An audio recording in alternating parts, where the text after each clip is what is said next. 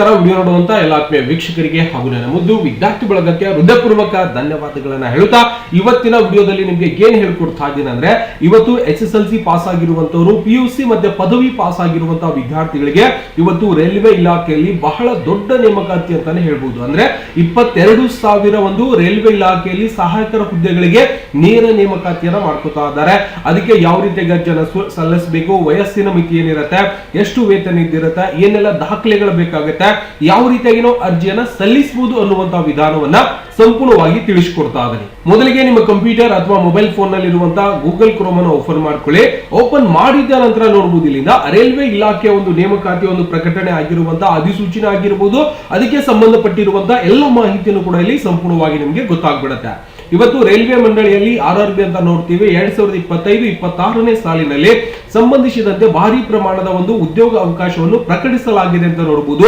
ಸುಮಾರು 22,000 ಒಂದು ಸಹಾಯಕರು ಅಂತ ಹುದ್ದೆಗಳಿಗೆ ಇವತ್ತು ಪದವಿ ಪಾಸ್ ಆಗಿರುವಂತವರು, SSLC ಪಾಸ್ ಆಗಿರುವಂತಹ ವಿದ್ಯಾರ್ಥಿಗಳು ನೀವೇನ್ ಮಾಡಬಹುದು, ಅರ್ಜಿಯನ್ನ ಸಲ್ಲಿಸಬಹುದು.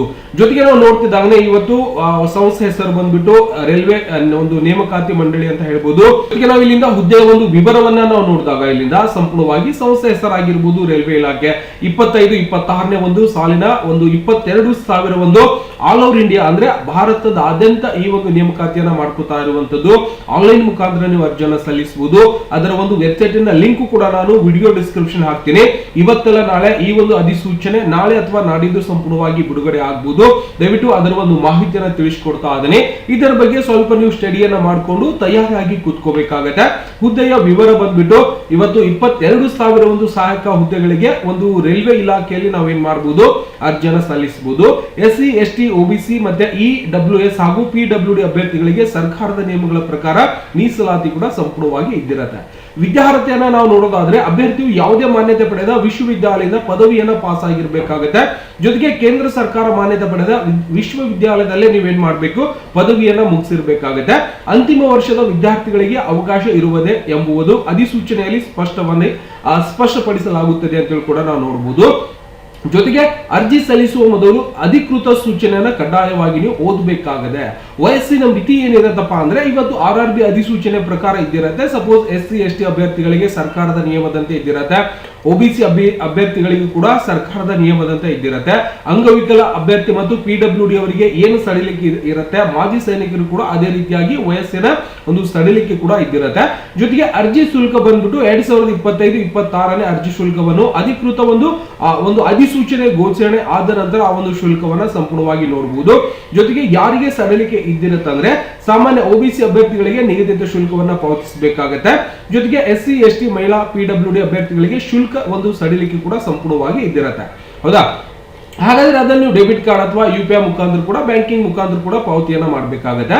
ವೇತನ ಶ್ರೇಣಿ ನಾವು ನೋಡೋದಾದ್ರೆ ಇವತ್ತು ಆಯ್ಕೆಯಾದ ಅಭ್ಯರ್ಥಿಗಳಿಗೆ RBI ಅಂದ್ರೆ ಪೇ ಸ್ಕೇಲ್ ಏನಿರುತ್ತೆ ಅದೇ ತರಾನು ಕೂಡ ನಿಮ್ಗೆ ಪೇಮೆಂಟ್ ಕೂಡ ಇದ್ದಿರುತ್ತೆ ಸಂಪೂರ್ಣವಾಗಿ.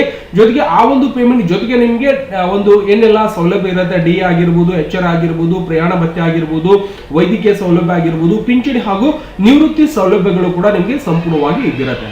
ಜೊತೆಗೆ ಆಯ್ಕೆ ವಿಧಾನ ನಾವು ನೋಡೋದಾದ್ರೆ ಇವತ್ತು CBT ಪರೀಕ್ಷೆ, ಕಂಪ್ಯೂಟರ್ ಬೇಸ್ ಒಂದು ಟೆಸ್ಟ್ ಕೂಡ ಇದ್ದಿರುತ್ತೆ. ಸಂದರ್ಶನ ಮತ್ತು ದಾಖಲೆ ಪರಿಶೀಲನೆ ಮುಖಾಂತರ ನಿಮ್ಮನ್ನ ಆಯ್ಕೆ ಮಾಡಲಾಗುವುದು. ಜೊತೆಗೆ ಲಿಖಿತ ಪರೀಕ್ಷೆ ಬಂದ್ಬಿಟ್ಟು ಸಾಮಾನ್ಯ ಜ್ಞಾನ ಇದ್ದಿರುತ್ತೆ, ಸಾಮಾನ್ಯ ಅರಿವು ಜ್ಞಾನ ಇದ್ದಿರುತ್ತೆ, ಒಂದು ತಾಂತ್ರಿಕ ಸಾಮರ್ಥ್ಯ ಕೂಡ ಇದ್ದಿರುತ್ತೆ. ಗಣಿತ ವಿಷಯದಲ್ಲಿ ಕೂಡ ನೀವು ಅಲ್ಲಿ ಪರೀಕ್ಷೆನ ಕೊಡಬೇಕಾಗತ್ತೆ. ಜೊತೆಗೆ ಅಧಿಸೂಚನೆಯನ್ನು ನೋಡಬೇಕಾಗಿದೆ ಸರ್, ವೆಬ್ಸೈಟ್ಗೆ ಹೋಗಬೇಕಾಗಿತ್ತು ಅಂದ್ರೆ ಈ ಒಂದು ಲಿಂಕ್ ಮೇಲೆ ಕ್ಲಿಕ್ ಅನ್ನ ಮಾಡ್ಕೋಬಹುದು. ಜೊತೆಗೆ ಹೆಚ್ಚಿನ ಮಾಹಿತಿಗಾಗಿ ಇವೆಲ್ಲ ದಾಖಲೆಗಳನ್ನ ನೀವು ಏನ್ ಮಾಡ್ಬೇಕಾಗುತ್ತೆ, ಅಪ್ಲೋಡ್ ಅನ್ನ ಮಾಡ್ಬೇಕಾಗುತ್ತೆ. ಪ್ರಮುಖ ಲಿಂಕ್ ಗಳನ್ನ ನಾವು ನೋಡೋದಾದ್ರೆ ಇವತ್ತು ಒಂದು ಅಧಿಕೃತ ಅಧಿಸೂಚನೆ ಮೇಲೆ ನೀವು ಕ್ಲಿಕ್ ಅನ್ನ ಮಾಡ್ಕೊಂಡ್ರೆ ಇವತ್ತು ಸಂಪೂರ್ಣವಾಗಿ ರೈಲ್ವೆ ಡಿಪಾರ್ಟ್ಮೆಂಟ್ ಇಂದ ಬಂದಿರುವಂತಹ ರಿಕ್ವೈರ್ಮೆಂಟ್ 2025 ಹುದ್ದೆಗಳಿಗೆ 12/2025ಕ್ಕೆ ಈ ಒಂದು ನೋಟಿಫಿಕೇಶನ್ ಅನ್ನ ಸಂಪೂರ್ಣವಾಗಿ ಬಿಡುಗಡೆ ಮಾಡಿರುವಂತದ್ದು.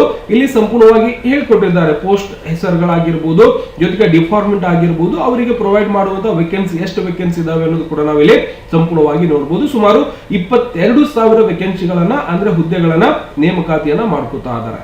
ಇವೆಲ್ಲವನ್ನು ಕೂಡ ಸಮಗ್ರವಾಗಿ ಓದ್ಕೊಂಡು ನೀವೇನ್ ಮಾಡಬೇಕಾಗುತ್ತೆ, ಇವತ್ತೆಲ್ಲ ನಾಳೆ ಈ ಒಂದು ಅಪ್ಲಿಕೇಶನ್ ಸಂಪೂರ್ಣವಾಗಿ ಆನ್ಲೈನ್ ಅಲ್ಲಿ ಪ್ರಾರಂಭ ಆಗುತ್ತೆ. ಅರ್ಜಿಯನ್ನ ಸಲ್ಲಿಸಬಹುದು. ಆನ್ಲೈನ್ ಅರ್ಜಿ ಲಿಂಕ್ ಅಂತ ಇರುತ್ತೆ, ಇದರ ಮೇಲೆ ಕ್ಲಿಕ್ ಅನ್ನ ಮಾಡ್ಕೊಂಡು ನೀವೇನ್ ಮಾಡಬಹುದು, ಭಾರತೀಯ ಒಂದು ರೈಲ್ವೆ ವೆಬ್ಸೈಟ್ ಗೆ ಸಂಪೂರ್ಣವಾಗಿ ಹೋಗಿ ನೀವೇನ್ ಮಾಡಬೇಕಾಗುತ್ತೆ, ಈ ಒಂದು ವೆಬ್ಸೈಟ್ ಮುಖಾಂತರ ನೀವೇನ್ ಮಾಡಬಹುದು, ಅರ್ಜಿಯನ್ನು ಸಂಪೂರ್ಣವಾಗಿ ಸಲ್ಲಿಸಲಿಕ್ಕೆ ಅವಕಾಶ ಇದ್ದಿರುತ್ತೆ. ಆ ಒಂದು ಅರ್ಜಿ ಲಿಂಕ್ ಸಂಪೂರ್ಣವಾಗಿ ಓಪನ್ ಆದ ನಂತರ ನಿಮಗೆ ಯಾವ ರೀತಿಯಾಗಿ ಅರ್ಜಿಯನ್ನು ಸಲ್ಲಿಸಬಹುದು ಅನ್ನುವಂತಹ ವಿಧಾನವನ್ನ ನಿಮಗೆ ಸಂಪೂರ್ಣವಾಗಿ ತಿಳಿಸ್ಕೊಡ್ತೀನಿ. ಮತ್ತೆ ಜೊತೆಗೆ ಇಲ್ಲಿಂದ ಅಧಿಕೃತ ವೆಬ್ಸೈಟ್ ಆಗಿರಬಹುದು, ಆ ಒಂದು ಭಾರತೀಯ ರೈಲ್ವೆ ಒಂದು ಇಲಾಖೆ ವೆಬ್ಸೈಟ್ ಗೂ ಕೂಡ ನೀವು ಸಂಪೂರ್ಣವಾಗಿ ಹೋಗಬಹುದು. ಇಲ್ಲಿಂದ ಈ ಒಂದು ವೆಬ್ಸೈಟ್ ಅನ್ನ ನೀವು ಇಂಗ್ಲಿಷ್ ಒಳಗೂ ಕೂಡ ಪರಿವರ್ತನೆ ಮಾಡ್ಕೋಬಹುದು.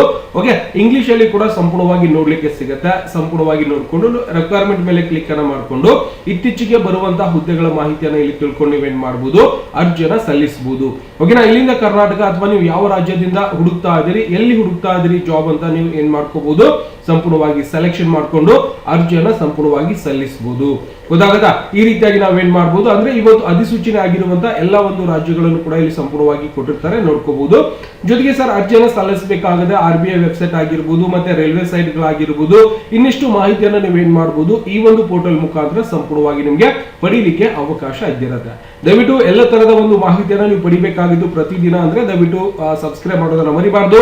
ಈ ಒಂದು 22,000 ಹುದ್ದೆಗಳಿಗೆ ಅರ್ಜಿಯನ್ನ ಸಲ್ಲಿಸಬೇಕಾಗಿತ್ತು ಅಂದ್ರೆ ಇವತ್ತಲ್ಲ ನಾಳೆ ಅರ್ಜಿ ಅಪ್ಲಿಕೇಶನ್ ಪ್ರಾರಂಭವಾಗುತ್ತೆ. ಅರ್ಜಿ ಸಲ್ಲಿಸುವಂತ ಒಂದು ವಿಡಿಯೋನು ಕೂಡ ಸಂಪೂರ್ಣವಾಗಿ ಮಾಡಿ ಆನ್ಲೈನ್ ಒಳಗೆ ಅಪ್ಲೋಡ್ ಮಾಡ್ತೀನಿ ಯೂಟ್ಯೂಬ್ ಅಲ್ಲಿ. ಅಲ್ಲಿಂದಾನು ಕೂಡ ನೀವೇನ್ ಮಾಡಬಹುದು, ನಾಳೆ ಅಥವಾ ನಾಡಿದ್ದು ಬರುವಂತ ಒಂದು ಅಪ್ಲಿಕೇಶನ್ ಸಲ್ಲಿಸುವಂತ ಒಂದು ವಿಡಿಯೋನ ನೋಡಿ ಮನೆಯಲ್ಲಿ ಕೂತ್ಕೊಂಡು ನೀವೇನ್ ಮಾಡಬಹುದು, ಅರ್ಜಿಯನ್ನ ಸಲ್ಲಿಸಬಹುದು. ಮೊಬೈಲ್ ಫೋನ್ ಅಲ್ಲಿ ಕೂಡ ಸಲ್ಲಿಸಲಿಕ್ಕೆ ಅವಕಾಶ ಇದ್ದಿರುತ್ತೆ. ದಯವಿಟ್ಟು ಹೇಳಿರುವಂತಹ ಮಾಹಿತಿ ಮತ್ತೆ ಇಲ್ಲಿಂದ ಅಧಿಸೂಚನೆ ಕೂಡ ಸಂಪೂರ್ಣವಾಗಿ ತೋರಿಸ್ಕೊಟ್ಟಿದ್ದೀನಿ. ಏನ್ ಸರ್ ಸುಮ್ಮನೆ ಹೇಳ್ತಾ ಇದ್ದೀನಿ ಅಂತ ನಿಮ್ಗೆ ಅನಿಸಬಹುದು, ಸುಮ್ಮನೆ ಯಾಕೆ ಹೇಳ್ಬೇಕು, ಸುಮ್ಮನೆ ಟೈಮ್ ವೇಸ್ಟ್ ಅಲ್ಲ. ಹಾಗಾಗಿ ದಯವಿಟ್ಟು ಅದರ ಒಂದು ಅಧಿಸೂಚನೆ ಕೂಡ ನಿಮ್ಗೆ ತೋರಿಸಿದ್ದೀನಿ. ಶೀಘ್ರದಲ್ಲೇ ಈ ಒಂದು ಅಧಿಸೂಚನೆ ಸಂಪೂರ್ಣವಾಗಿ ಪ್ರಾರಂಭವಾಗುತ್ತೆ. ಈ ಒಂದು ಲಿಂಕ್ ಕೂಡ ನಿಮ್ಗೆ ಕೊಟ್ಟಿರ್ತೀನಿ, ಅಲ್ಲಿಂದಲೂ ಕೂಡ ನೀವೇನ್ ಮಾಡಬಹುದು, ಪರಿಶೀಲನೆಯನ್ನ ಮಾಡಿಕೊಂಡು ಅರ್ಜಿಯನ್ನ ಸಲ್ಲಿಸಬಹುದು. ಅಧಿಕೃತ ಅಧಿಸೂಚನೆ ಕೂಡ ಸಂಪೂರ್ಣವಾಗಿ ತೋರಿಸ್ಕೊಟ್ಟಿದ್ದೇನೆ. ಈ ಒಂದು ಅಧಿಸೂಚನೆ ಸೆಂಟ್ರಲ್ ಗೌರ್ಮೆಂಟ್ ನಿಂದ ಬಂದಿರುವಂತಹ ಒಂದು government of India minister railway ಆ ಒಂದು ರೈಲ್ವೆ ಬೋರ್ಡ್ ನಿಂದ ಬಂದಿರುವಂತಹ ಅಧಿಸೂಚನೆಯನ್ನ ಸಂಪೂರ್ಣವಾಗಿ ನಾವು ನೋಡ್ತಾ ಇದೀವಿ. ಗೊತ್ತಾಗದಾ? ಈ ಒಂದು ಹುದ್ದೆಗಳಿಗೆ ಇವತ್ತೆಲ್ಲ ನಾಳೆಗೆ ರಿಕ್ವೈರ್ಮೆಂಟ್ ಆಗುತ್ತೆ. ಅರ್ಜಿಯನ್ನು ಸಲ್ಲಿಸುವಂತಹ ಪ್ರಕ್ರಿಯೆ ಮುಂದಿನ ವಿಡಿಯೋದಲ್ಲಿ ಹೇಳ್ಕೊಡ್ಲಿಕ್ಕೆ ಬರ್ತಾ ಇದ್ದೇನೆ. ದಯವಿಟ್ಟು ವಿಡಿಯೋ ನೋಡಿರುವಂತಹ ಎಲ್ಲ ಆತ್ಮೀಯ ವೀಕ್ಷಕರಿಗೆ ಧನ್ಯವಾದಗಳನ್ನು ತಿಳಿಸುತ್ತಾ ಮತ್ತೆ ಸಿಗೋಣ ಮುಂದಿನ ವಿಡಿಯೋದಲ್ಲಿ. ನಮಸ್ಕಾರ. ವಿಡಿಯೋ ನೋಡುವಂತಹ ಎಲ್ಲ ಆತ್ಮೀಯ ವೀಕ್ಷಕರಿಗೆ